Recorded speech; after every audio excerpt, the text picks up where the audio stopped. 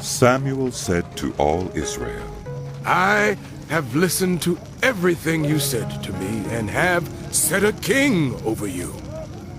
Now you have a king as your leader. As for me, I am old and gray, and my sons are here with you.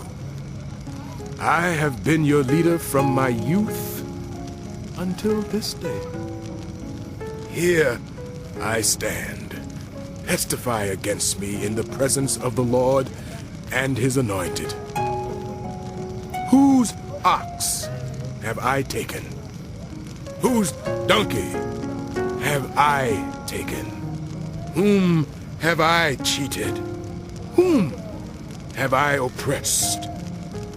From whose hand have I accepted a bribe to make me shut my eyes? If I have done any of these things, I will make it right. You have not cheated or oppressed us. They replied. You have not taken anything from anyone's hand. Samuel said to them, The Lord is witness against you, and also his anointed is witness this day that you have not found anything in my hand. We agree. They said. Then Samuel said to the people, It is the Lord who appointed Moses and Aaron and brought your ancestors up out of Egypt. Now then, stand here, because I am going to confront you with evidence before the Lord as to all the righteous acts performed by the Lord for you and your ancestors. After Jacob entered Egypt, they cried to the Lord for help. And the Lord sent Moses and Aaron, who brought your ancestors out of Egypt and settled them in this place. But they forgot the Lord their God. So he sold them into the hand of Sisera, the commander of the army of Hazor, and into the hands of the Philistines and the king of Moab, who fought against them. They cried out to the Lord and said, We have sinned. We have forsaken the Lord and served the Baals and the Ashtoreths. But now deliver us from the hands of our enemies, and we will serve you. Then the Lord sent Jerubbaal, Barak, Jephthah, and Samuel, and he delivered you from the hands of your enemies all around you, so that you lived in safety. But when you saw that Nahash, king of the Ammonites, was moving against you, you said to me, No, we want a king to rule over us, even though the Lord your God was your king. Now, here is the king you have chosen, the one you asked for. See, the Lord has set a king over you.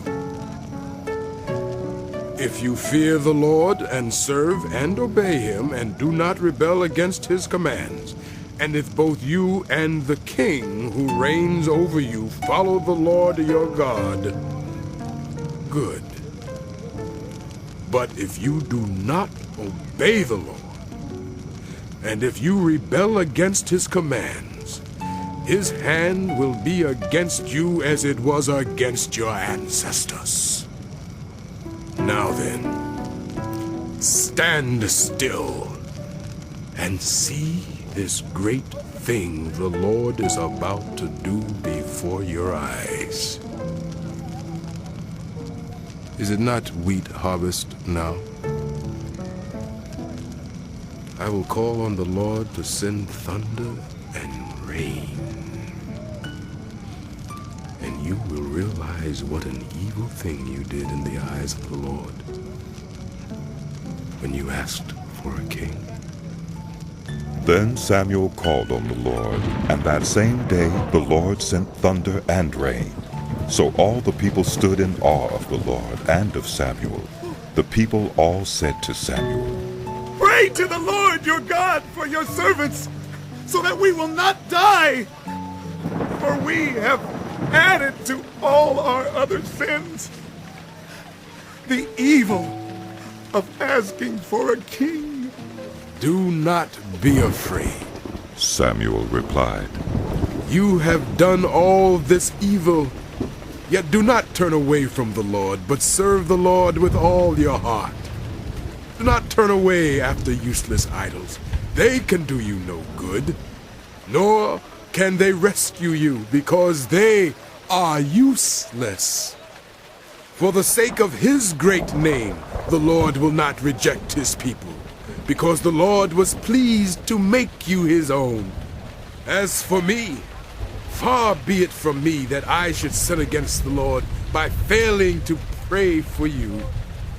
And I will teach you the way that is good and right. But be sure to fear the Lord and serve him faithfully with all your heart.